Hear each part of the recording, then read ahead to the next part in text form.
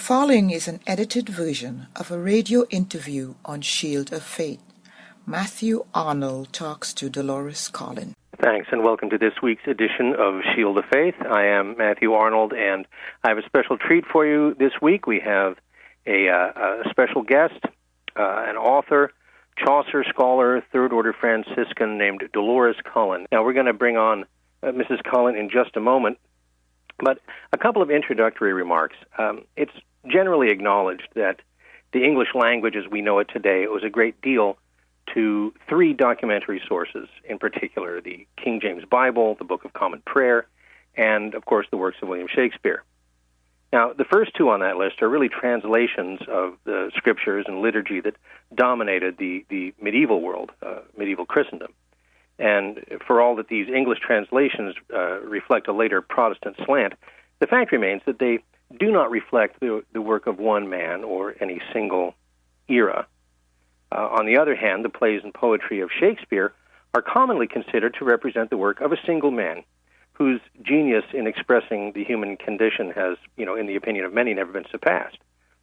However, the bard has indeed a genuine rival to his insights on human nature, one who displayed a similar ability to breathe genuine life into his characters, and who accomplished in a single major work what took Shakespeare the entire, body of his literary endeavor.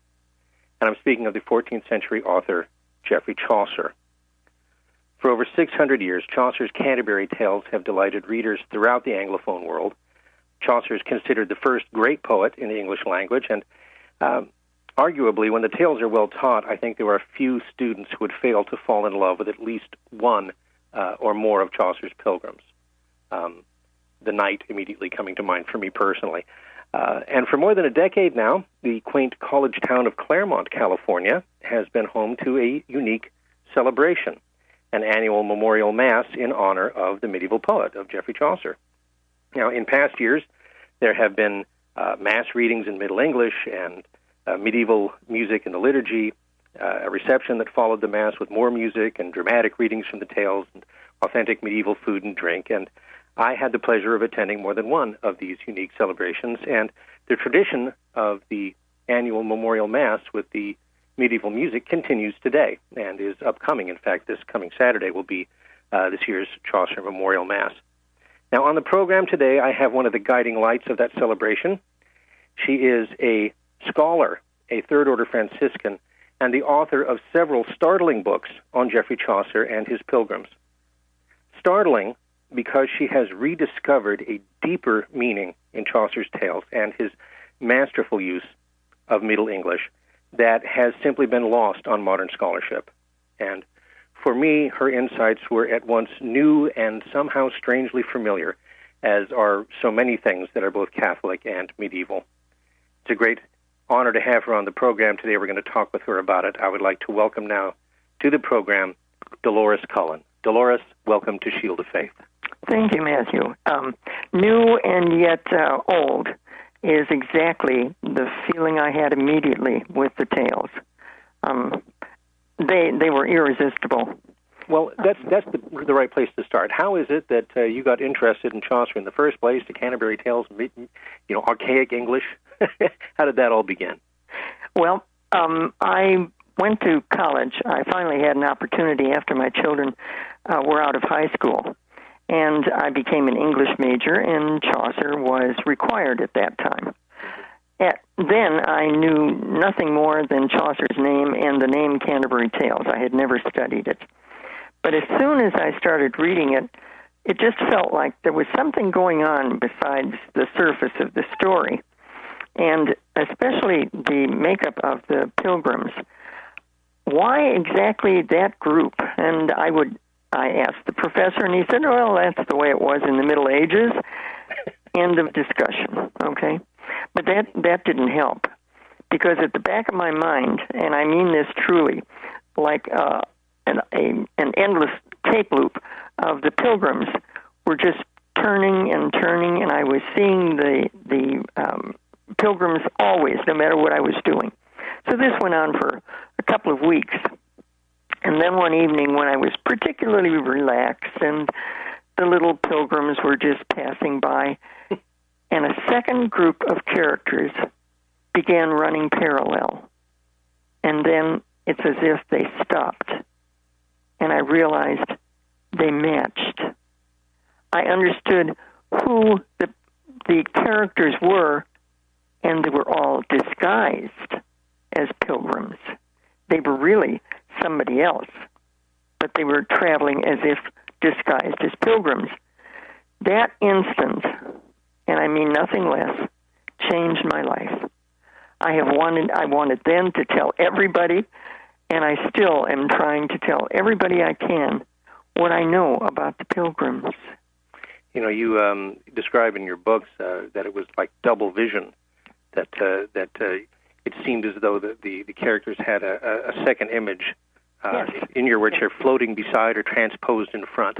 Mm-hmm. Right? Mm-hmm. Now, I take it now this is far from how the typical modern critic views Chaucer. And well put. And well, so kind of before we go into your discovery, maybe it would be well to talk a little bit about the typical modern view of Chaucer and where those views came from, right? How we shall say the Chaucer establishment views the tales, and also kind of the preliminary reaction to you saying, I think that there's something more going on here. Well, one of the things about, I don't know, maybe many things, but Chaucer in particular, things don't change. You learned what the opinions were 100 years ago, and that's what's taught. And once it's taught to you, I mean, it's handed to you. You don't get to see it for yourself. You don't get to discover. Mm-hmm. You find out ahead of time what it is you're supposed to see, and then you see it. Okay. Right. So very much received scholarship then. Yes, absolutely, yes. And as I found out, if you conflict with that, well, you have no business doing so. The morning after I had this enlightenment, I went to a man who had taught Chaucer in the English department, and I started talking to him and telling him what I had discovered the night before. And in just a few minutes, he leaned forward and said, "Mind your humility." Oh, which well, meant, as a student, I had no business having an idea of my own. Right. And okay. Now, I take it you were not intimidated by this. Pardon? I take it you were not intimidated by this. Well, I will add, I was married to a professor, okay. and I knew they weren't always right. Mm-hmm. So anyway, when I finished my senior project, which was required on another aspect of Chaucer, the man who had been my advisor said, I accepted it because it's no high-power thing like a PhD dissertation. But he wrote an 8-page critique to, in his word, dissuade me from pursuing things that I was simply seeing that weren't there. And that, well, it could have stopped me right there because I figured no professor would ever listen, no academic would ever listen. But then there was Virginia Adair. Virginia Hamilton Adair is a nationally known poet. Right. And she was also one of my professors. And she asked how the senior project went, and I told her how discouraged it became. And she said, well, let me read it. So I gave it to her, and one evening, and the next morning, before 9 o'clock, the phone rang, and it was Virginia. And she said, I hope I haven't called too early, but when I started reading your project last night, I couldn't put it down. It's the most unique, the most original thing I've read in years. No, that's very much the reaction I had, although I'm hardly of the caliber of Ms. Adair. Yes. So she was encouraging all the rest of the time. Had it not been for Virginia, truly, I would not have written one word, because I could see that if you simply open your mind, you could see what I was saying had value. Right. Well, it's interesting to me when I became, because it was kind of a long series of events that I managed to stumble upon the Chaucer Mass, and from that your work, that very much in medieval literature, the axiom in scholarship is what you see is not what you get, because allegory was so ingrained. It was so much a part of, the other surviving works from that time that are generally considered as great works, like the Pearl or Sir Orfeo and so forth. They're clearly allegorical, or they're clearly accepted as allegorical. Allegory in the sense that, there's characters here, but they're representing something else, and that there's two levels, and that it's done purposely. Not the kind of allegory that gets superimposed on something from the pagan past, right, or whatever, right. but actually Christian works that are intended to be allegorical. Why is it that they have such myopia when it comes to Chaucer, I wonder? Well, as one of the scholars I read explained, it's because they lump it all together. They see it just as something applied, not something done purposefully. And yet the best authors in the Middle Ages had a second level, sometimes a third level, and I wonder about Chaucer in that. And that was the challenge, to discover what that second meaning was, and it was entertaining, and it was expected.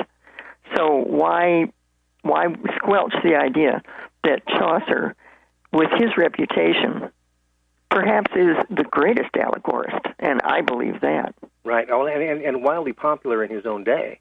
Yes. Also, at a time when other allegorical works too were quite all the rage. Mm-hmm. But the quality of what he writes is so superior to anything else. You can almost see it just by compare pages of one work with another. Right. Well, and of course, he's of these many medieval poets, he's the one whose name we know. Yes. He's the common knowledge guy. If you say Chaucer and people know what you're talking about, even if they're not as familiar with the tales as we might hope. Sure. Okay, so your first book then, I know you wrote a number of articles and so forth, and I can assume that they met with a similar response. You mean rejection? Yes. Okay, and so that led to your first book, Chaucer's Host, Up So Doon. Yeah. And maybe you can start by telling us what the heck that means, and then how that book came about. It's upside down. Because what I'm saying isn't what anybody else has ever said. Right. Very good. So, how did you come about to write the book, and who is Chaucer's host? Well, when I read the tales, the whole first section, called the General Prologue, is the introduction of all the pilgrims, and they stay overnight at a place called the Tabard. Well, the host, the character that runs the Tabard, comes in at the very end, and when he comes in, you're told his name is the host. Now that should perk up Catholic ears. Right. And it did. And what does he do? The first thing, provide them with the best food and strong wine. Okay? Now that, those were terms used to describe the Eucharist in poetry. So, of course, I accepted that. And then he goes on to be the guide of the pilgrims and their judge. Now, why you don't see automatically a picture of Christ, I can't imagine. As one of my friends said, it's self-evident. Mm-hmm. And in the writers group I've gone to and different groups I've addressed, they all just take it for granted. Of course that's who it is. It's Christ. Very good. And so seemingly so obvious. Mm-hmm. But again, I think that maybe some of it comes to that received scholarship, and the fact that received scholarship, because we're talking about a work in English, gets filtered through, that Anglo lens that sees everything prior to, Henry VIII's break with the church as being silly and superstitious. Mm-hmm. Well, certainly, it is modified your attitudes toward what she's saying by what's being taught. Right. And what's being taught, you just want to get through the class and you just mock what the professor said to pass the tests, and that's all. And most people, not like me, most people don't pursue Chaucer any further than that. So it's just common belief, what he's saying and why. But so it gets very difficult to get a new idea published So when I had my first book, Chaucer's Host, because I figured that was, no, I didn't figure, it is the thing you have to know first, that the guide of the Pilgrims is Christ. Okay.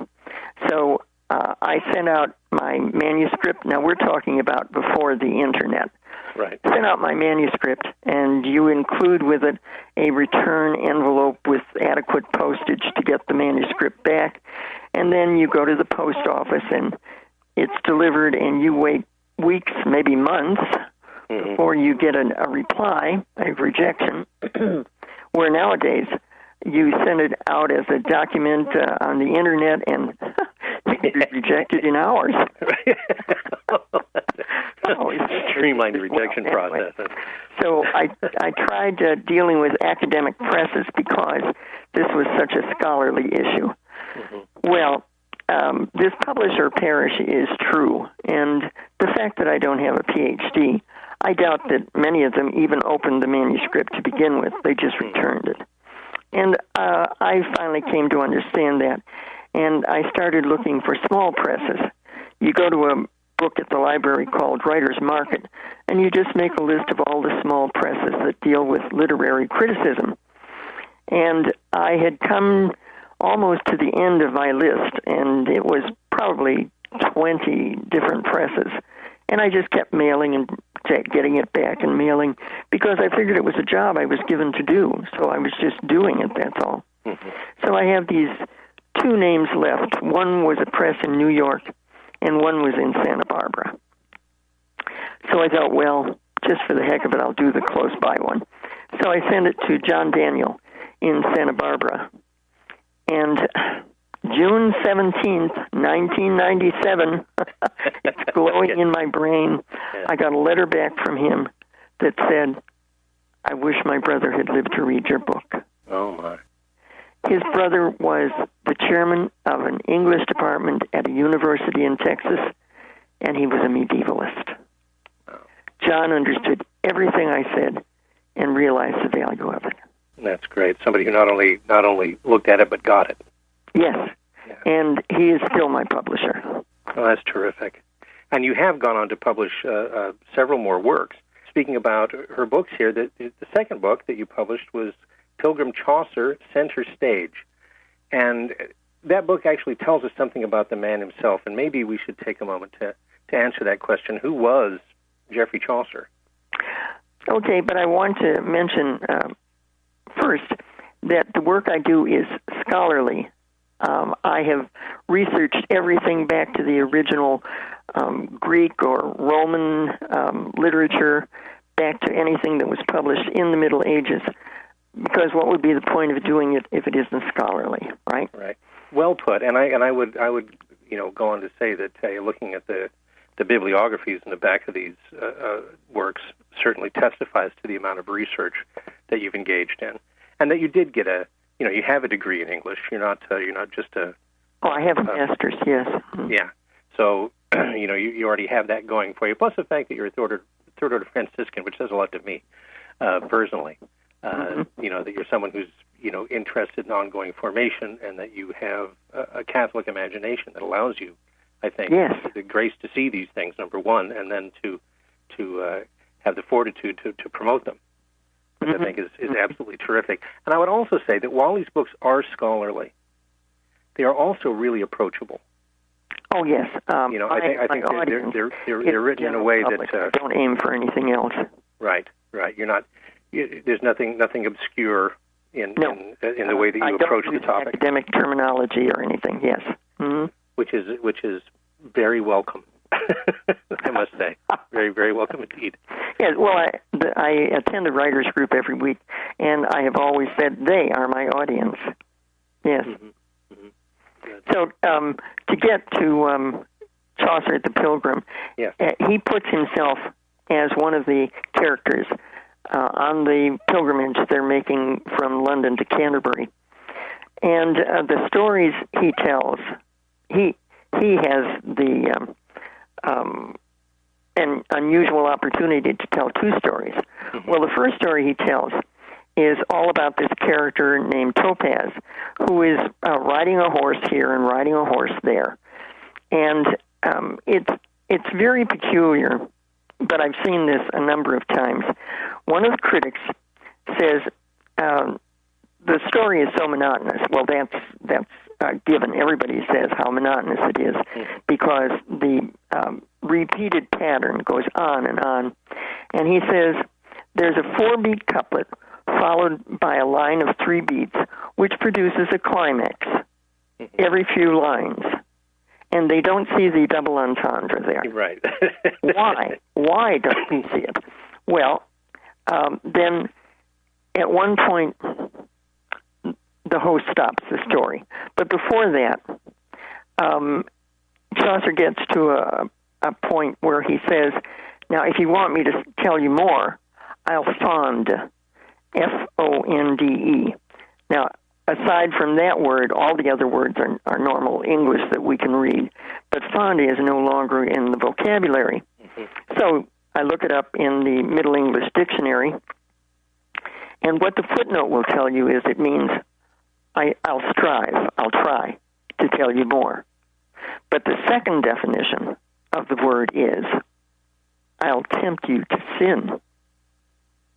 And the first definition is I'll try the patience of God. 22 lines later, when Chaucer is going on with the story, the host stops him in the middle of a sentence, and he won't allow the story to continue.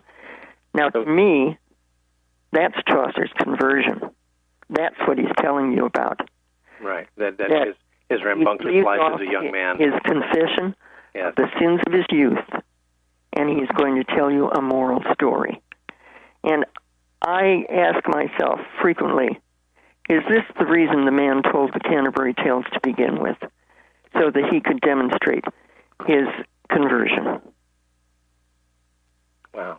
So, again, very seeing with Catholic eyes, number one, and being willing to go below the surface. Because I suspect the typical critical response to this and the monotonous nature of it, as you will. First off, I'm not a priest. I've never sat in a confessional, but it's got to get monotonous.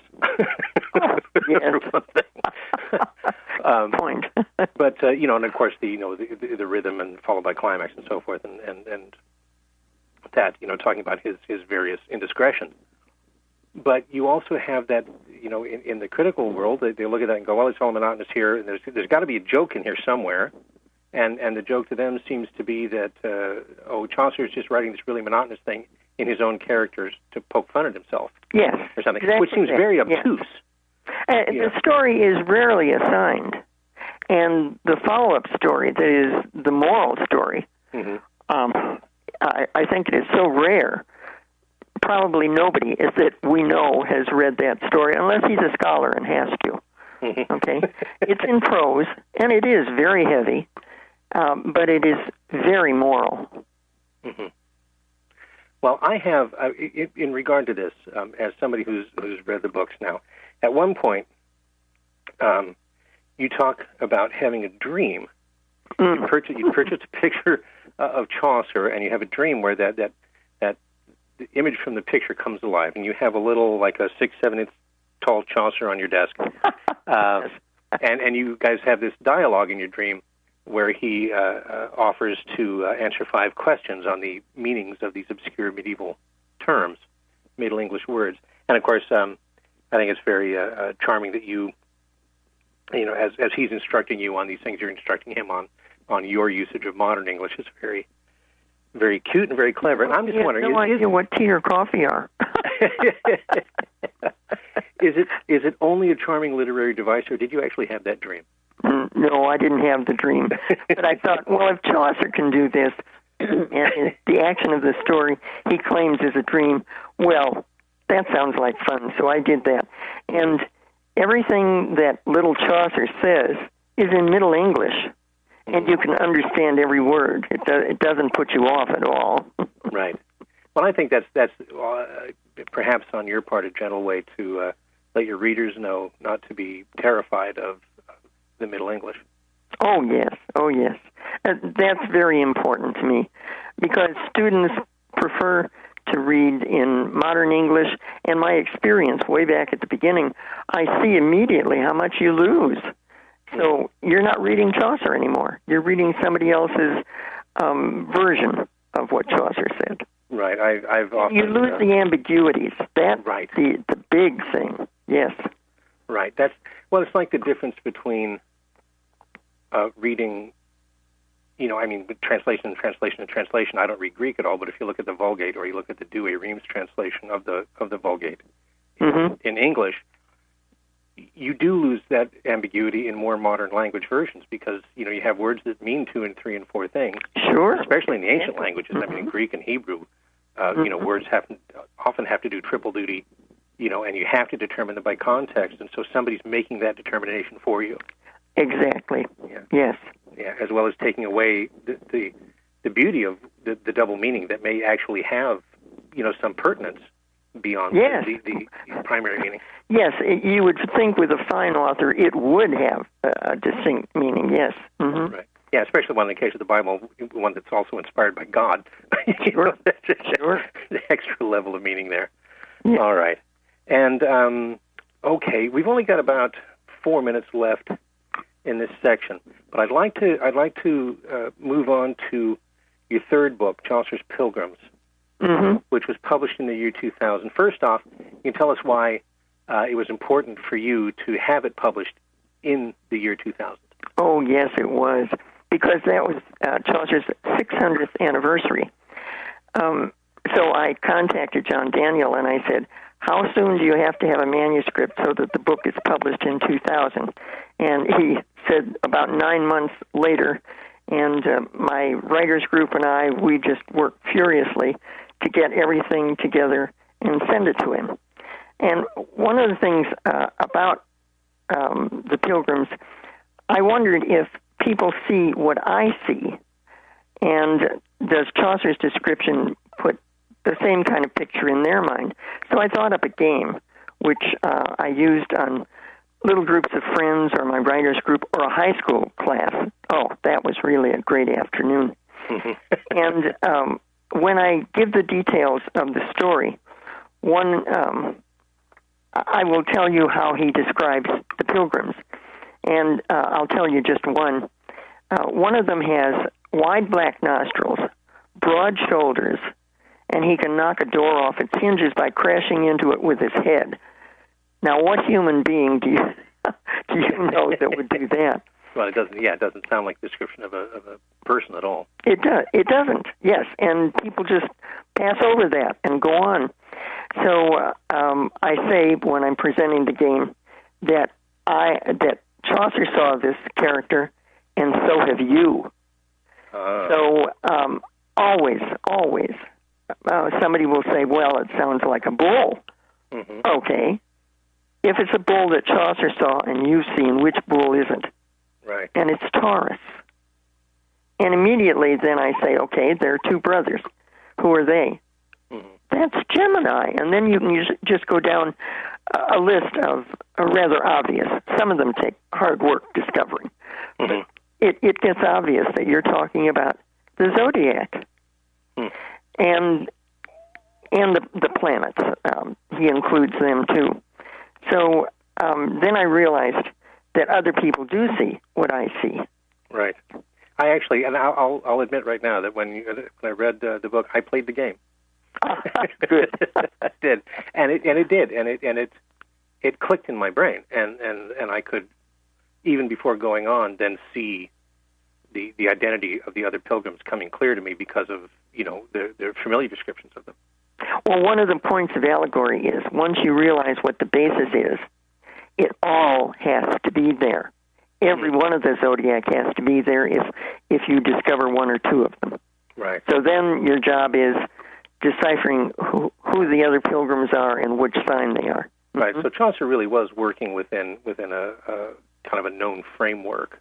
Mm-hmm. So everybody understood the stars then. Everybody. Right. Yes.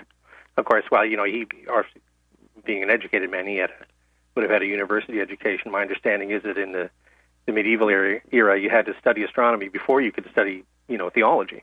So again, something with which people would have been familiar. And Chaucer especially, I understand he actually wrote a book on astronomy.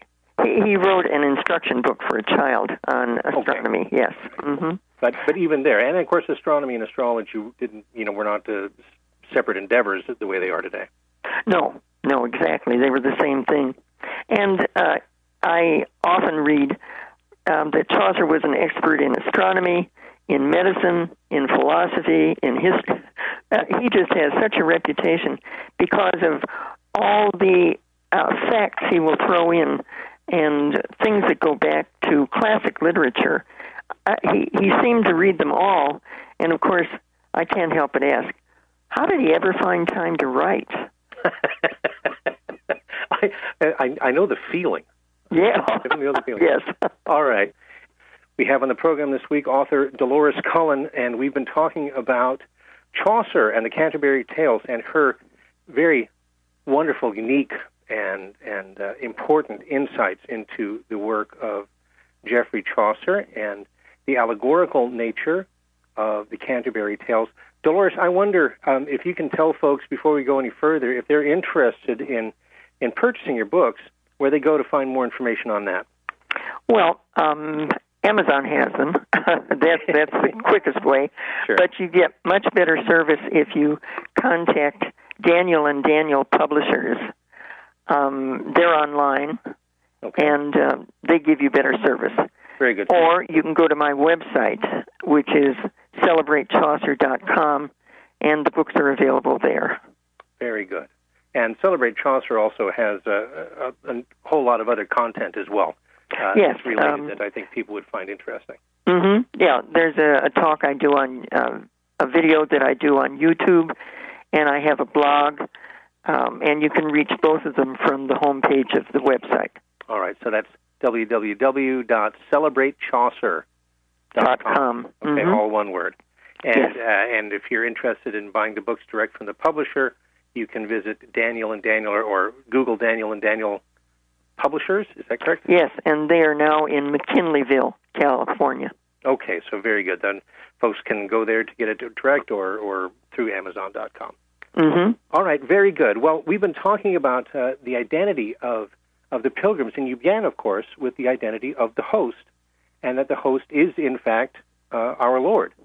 Yes. He's then directing and judging the Pilgrims on their stories. And I remember looking at Wikipedia, preparing for this interview, and it said that the host proposes a tale-telling contest and promises a dinner to the winner.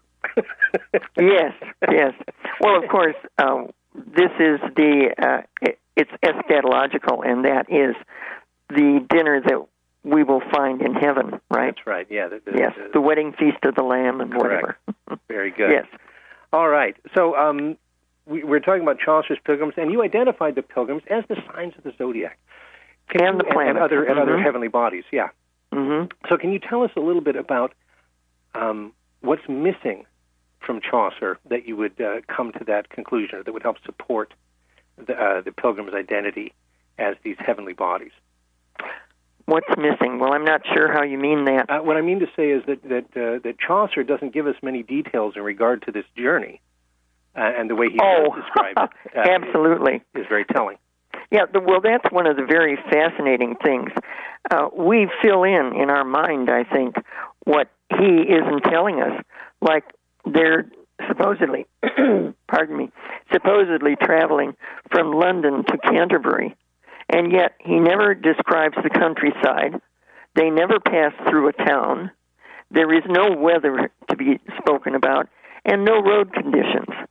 And you don't even think about that. Well, The fact is, what he doesn't tell you, it's all based on the fact that these are heavenly bodies. They are not on the ground. What is happening on the ground doesn't influence them at all. Mm-hmm. But you don't realize that until you realize who the Pilgrims are. Right, and so their course then is through the night sky and not the journey from London to Canterbury. Mm-hmm. Mm-hmm. Well, they are journeying, but it's in the heavens above, right? Not on the earth. Yes. Very good. Okay, there's also some other questions I think that are resolved in regard to kind of scholarly questions that are resolved by the true nature of the identity of the pilgrims, such as, it's a common question, why doesn't each pilgrim tell a tale when, in fact, the host says that everybody's going to? Mm-hmm. Well, there are 29 pilgrims, and there are only 24 tales.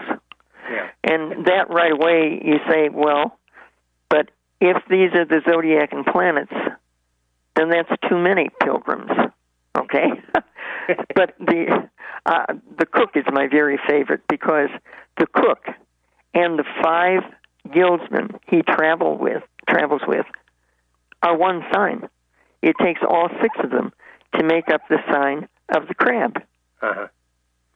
And it's the same with the parson and the plowman. So right. These 2 brothers are traveling along, but they're Gemini. Mm-hmm. So only one of them has to tell a story. Right. Mm-hmm. Right. Well, yeah. It's one story because it's one constellation. Yes. Yes. It takes care of the constellation. Right. Mm-hmm. Also, I think the cook. You go into some of the details that Chaucer gives us about the cook and his identity as the crab, and the fact that he's a cook and he has this oozing lesion. Yes, and of course that is your definite sign that this is cancer. Cancer. Yes. Right. Mm-hmm. Right. And I love the one thing, because people are so eager to just kind of slough off what they don't understand. When he talks about the 5 guildsmen, he said they are all in one suit. And then the footnotes will say, well, he really means they're all wearing the same kind of clothes. No, they are all in one suit with the crab. Oh, yes, my very favorite. That's great. Also, now, the name of our program here is Shield of Faith, and, we're on a Catholic radio station. And I'd like to look at a couple things that might be of special interest to our Catholic listeners. And for one, and I don't know if there's an answer to this or not. I alluded to it earlier in the program, that it seems that there is kind of a latent anti-Catholicism in a lot of kind of 19th century scholarship. That's come through, and a lot of medieval scholarship, because it's come to us through Victorian Protestantism. Yes. Well, that's true. In the 19th century, when they were just beginning to take a scholarly interest in organizing Chaucer's canon, Chesterton says, "You never mentioned religion unless you could include a sneer." Yes, they did argue: was he a solid Roman Catholic, or was he a pre-Protestant? But of course, Protestant doesn't even connect, because Luther didn't come along till much more than 100 years after Chaucer. Right. But I think as time progresses, scholars just simply said, okay, let's just give up talking about religion. Let's not argue about that anymore. Rather a tacit agreement. And nowadays, I think talking about religion is just not fashionable. They would, it's of little interest, right? And what they do is often look at Chaucer's stories and analyze them psychologically, which I think is ridiculous, but it's the in thing to do. Well, yeah, I mean, whatever fruits that might engender, it's certainly nothing that would have, entered into the mind of the man himself. No, absolutely not. Mm-hmm. Yeah, mm-hmm. That seems like a like a fruitless course to take, but then that's just my opinion. Yes. Yeah. Also, so coming from this view, then also the thing that has struck me, and I will admit now, there is a tale that I've never read in the Middle English. I've never even seen it in the Middle English. I suspect I'll be able to find it online now that we have archive.org and some of these places that are archiving, public domain works. But the Parson's Tale, I read it in modern English translations and more than one summary, but it is typical in modern editions of Chaucer, even scholarly ones, that the Parson's Tale is just left out. I mean, they'll summarize it and give it a curt dismissal. Mm-hmm. The Parson's Tale and Melody, because they are both prose. Okay, they're both left out, and of course, the Melody is the second story that Converted Chaucer tells. Mm-hmm. So, yes, we don't get any of that. But when they were confirming the canon, many of the scholars said, well, he only wrote the Parson's Tale because he was influenced, monkish influence. He had, because he was living on the grounds of Westminster Abbey for a few months before he died. But it's a perfect final step in the pilgrimage because it's actually an examination of conscience before you reach judgment. Okay, so seems like the right time for it. Absolutely, yes. And there is something that has been had much written about it. There is an error, they say, in the introduction to the Parson's Tale. When Chaucer talks about Libra, that's the scales, and it would be a sign of judgment, the scales, Right. and Libra and the moon. And what he says is wrong. But is it? He knew everything about astronomy, okay? So then you have to sit back and say, now, if he really means what he's saying, what am I missing? He talks about the exultation of the moon. And, okay, this is an astrological term, but yes. Another way of thinking of the exaltation of the moon is a full moon, and that's the catch. And this, to me, was an aha moment when I realized what he was saying. It's another place where he is silent about what he really means. He's talking to you about the close of day, and there isn't much time left. And then he talks about Libra and the moon. And the significant thing is, what will happen tomorrow at sunrise? And I'll just leave it there. Oh, but I was just so astonished. His creativity is just beyond anything you can imagine. That's wonderful. Now, I'm spoken about your books. I want to mention the two others that I have sitting here. One is just a delightful book that is written for those of us who might be a little intimidated by the Middle English and approaching Chaucer in his own words. And it's called Who's Afraid of Medieval English? Middle English. Mm-hmm. Middle English. Who's Afraid of Middle English? A Book of Lists. And, of course, it's book B-O-O-K-E and list L-Y-S-T-E-S. And yet I had no trouble reading it at all. Exactly. That is my plan. You open it to any page, and you can not only read it, but you can understand what you're reading. And I was surprised to find a Kindle edition of it on Amazon. How about that? Well, I recommend it. It's just good. It's really good. It has lists of things like titles of movies or medical terms or nursery rhymes, things like that, and you'll know exactly what it's saying. Well, I think that's the genius of it, is that you've taken titles and expressions and the nursery rhymes and so forth, things that are very familiar to us, rendered them in Middle English. You know, and so that we can say, okay, yes, that's something that I recognize, and yeah, I can, you know. And then there were none. You have here in titles of books, and it says THANNETHER, and then all the rest of the words are the same as they would be in modern English. But you know, because it's and then there were none, it's perfectly simple for me to be able to read it right off the page there. Yes, I love that. And that was something that you've said in a number of venues. Interviews and articles and so forth, and of course in your wonderful book, Ensnared by His Words, My Chaucer Obsession, which is kind of an autobiographical telling of your series of eureka moments and how it led to the writing of the books and so forth. And my continuing pursuit. Well, and that's what I wanted to come to now, is your continuing pursuit.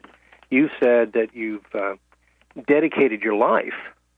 Right, that you are dedicated to keeping Chaucer before. Yeah, really, that moment when I realized who the Pilgrims were, I thought the world has to know this, and my mind has not changed on that. And you also say that for this to happen, for people to be able to read Chaucer and appreciate him, that he must be read in his own words. And we've talked about this a little bit up till now. And that's kind of that's the thrust of Who's Afraid of Middle English, and very much, I think, in the final chapters of Ensnared by His Words, to encourage people to encounter Chaucer in the words as he wrote them. Yes, and let me say that when we were instructed in the first class to read it aloud, you don't have to read it aloud. If you look at it on the page and you see the ending of a word is C-I-O-U-N, and it ought to be Thune, but you know it means shun, T-I-O-N now. Right. You can read those words and understand them, and don't bother saying them out loud. Just read them. Right. Okay. Very good. I think that harkens back to that 10th grade English, read Shakespeare out loud and you'll understand it better approach to things. Yes. Yeah. But I agree. I think that most adults were sophisticated enough that we're looking at an alternate spelling, and once you've seen it twice, it's pretty much there for you. Sure. Then you know every ending like that, yes. All right. So finally then, let's take our last minutes here and just talk a little about the Chaucer Mass. Now, the Chaucer Mass continues. Yes. Why a Mass for Geoffrey Chaucer? Well, a good friend who had gone through a lot of my Chaucer process with me said one day, Dolores, do you take seriously what Chaucer says that he wants people to pray for him? And in the retraction, which is the very last thing that closes the Canterbury Tales, it's a little prayer saying, I'm sorry that I wrote this and that because they're naughty. Right. But I'm very proud to have translated the lives of saints, and some of the things have been lost that he talks about. But then he said, pray for me that on the day of doom, which means judgment, on the day of judgment, that I am one of the people who goes to heaven. Okay. And I had never really taken it seriously. It's part of a book, right? No. If you look at it seriously, he's asking for prayer. Yeah. So I said to my friend, okay, let's do that. And it was a time when home masses were popular. So I went to the parish and I said, can I have a priest say a home mass?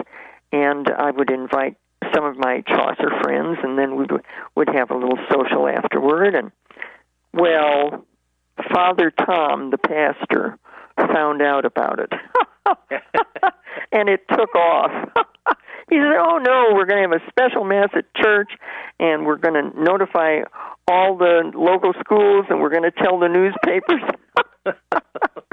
It turned out to be something very different. And the first reception after the Mass was at Father Tom's house, which was across the street from church. But then we outgrew that. Right. And you can see the pictures on the website, celebratechaucer.com. And they have just been splendid affairs. And the music at the Mass is performed on recorders and other instruments of Chaucer's time. And the music is medieval. And they sing Gregorian chant. And so this went on for a number of years, but I'm getting older and crotchetier, and I finally said, I just can't manage it all. But the musicians said, oh, but we want to do the Mass. So they are so eager to do the Mass, and it is just so beautiful that they continue doing the Mass even if we don't have a reception afterward. Right. And people who have never seen the reception just think it's wonderful because they don't know any better anymore. Right. But yes, and they're practicing now for Saturday's Mass at 5:30 at Our Lady of the Assumption, and I'm just going to go and enjoy, and it'll be splendid. That's wonderful. Well, I'm going to be there if I possibly can. I reside down in Orange County, but I'm no longer up in the Claremont area, but I intend to make the trip. Good. Because good. I have been so edified by those celebrations, and that's the heart of it. Bottles of mead and dramatic readings aside, to go there and to pray for Chaucer's soul and to actually honor that request that he made. Yes. Remembering that he was a real flesh and blood man who really wrote these works. And yes, you know. And we forget that. We just think of the thing as a book. But it was written by a real man, and so was the prayer, yes. All right. And so that's the Chaucer Mass. It's at 5:30 at Our Lady of the Assumption in Claremont, California, this coming October. On the corner of Bonita and Berkeley. That's right. Okay. Now, all of our broadcast stations are in different parts of the country, but for those of you are my podcast listeners and folks on the Internet, if you're in the Southern California area, we invite you to join us. Mm-hmm. Because it is. And my daughter, I know, is listening on the Internet. Oh, very good. Terrific. I think maybe one or two of my children is listening on the Internet as well. So very good indeed. All right. Well, Dolores Cullen, what a joy to have you with us. The website is celebratechaucer.com, and from there you can get more information on purchasing her wonderful books, Chaucer's Pilgrims, Pilgrim Chaucer, Chaucer's Host, Ensnared by His Words, Who's Afraid of Middle English. I cannot give a higher recommendation than to say I own them all and I've read them all and I recommend them all. How very good of you. Well, thank you. It was wonderful to have you on the program, and I want to say thank you again, and I look forward to seeing you on Saturday. We have a little less than a minute left. Do you have a parting shot? Do I have a parting shot? Well, I'm very delighted to be here now, and this is one more way of letting the world know what Chaucer's really saying, and that is what I aim for. All right, very good. Well, thank you again for being on the program, and I hope that your work gets the wide distribution and readership that it so richly deserves. Thank you, Matthew. All right. And thank you for listening, everybody. That's it for this week's Shield of Faith. Thank you for being with us.